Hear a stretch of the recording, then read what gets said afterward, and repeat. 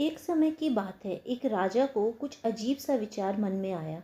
तो उसने अगले दिन अपने एक खास मंत्री को बुलाया और कहा कि मेरे मन में एक बात आई है कि हमने बहुत सारे कलाकारों को, बहुत सारे लोगों को, समाज सेवियों को बहुत सम्मान और उपहार दिए हैं, पर हमने कभी भी किसी मूर्ख को कोई सम्मान नहीं दिया, ना कोई उपहार दिया है। क्यों ना हम ऐसा करें कि जो मूर्खों में सर्वश्रेष्ठ हो, हम उसका सम्मान करें। हम उसको उपहार के रूप में कुछ बहुत बड़ा दें, जिससे कि वह अपनी ज़िंदगी आराम से गुजार सके। मंत्री यह सुनने के बाद थोड़ा संकुचित होते हुए बोला, जी महाराज, जैसा आप चाहें। आपके बहुत उत्तम विचार हैं। आप ही बताइए कि हम अब क्या करें। तो राजा बोले कि तुम हमारे राज्य में ऐलान कर दो कि जो भी व्यक्ति अपने को सर्वश्रेष्ठ मूर्ख समझता हो, वो 2 दिन बाद दरबार में हाजिर हो। तब मैं उसकी परीक्षा लूँगा अपने तरीके से कि क्या वह सर्वश्रेष्ठ मूर्ख है या नहीं। उपहार स्वरूप हम उसे बहुत धन दौलत देंगे। मंत्री वहां से चला गया। उसने पूरे राज्य में यह ऐलान कर दिया। फिर क्या था, 2 दिन बाद तकरीबन 10 लोग दरबार में पहुंचे और उन्होंने इस प्रक्रिया में शामिल होने की बात कही।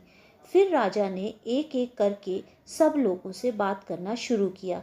राजा ने अलग अलग तरीके से सबकी परीक्षा ली, मगर राजा किसी से संतुष्ट नहीं हो पा रहा था। उसको लगा कि इनमें से कोई भी मूर्ख नहीं है। फिर राजा ने आखिर वाले व्यक्ति को बुलाया। राजा ने उससे पूछा, बताओ तुम क्या करते हो। तो वह बोला, महाराज, मैं भीख मांगता हूँ और उसी से अपने परिवार का पालन पोषण करता हूँ। तो राजा ने कहा, चलो मैं तुमको एक बात कहता हूँ। अगर मैं तुम्हें यह कहूँ कि तुम मुझसे कुछ भी मांग सकते हो, मैं तुम्हारी इच्छा अवश्य पूरी करूँगा। तो तुम अपने और अपने परिवार के लिए ऐसी क्या चीज़ मुझसे लेना चाहोगे जिससे तुम्हारी ज़िंदगी में कुछ अच्छा बदलाव आ सके और तुम अपने परिवार के साथ सुख शांति से रह सको।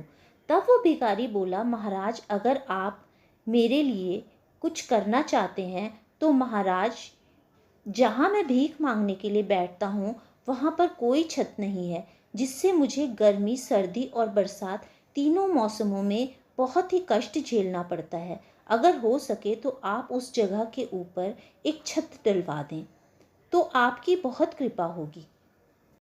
जैसे ही राजा ने यह बात सुनी तो वो जोर से हंसने लग गया। पूरा दरबार भी हंसी के ठहाके से गूंज गया।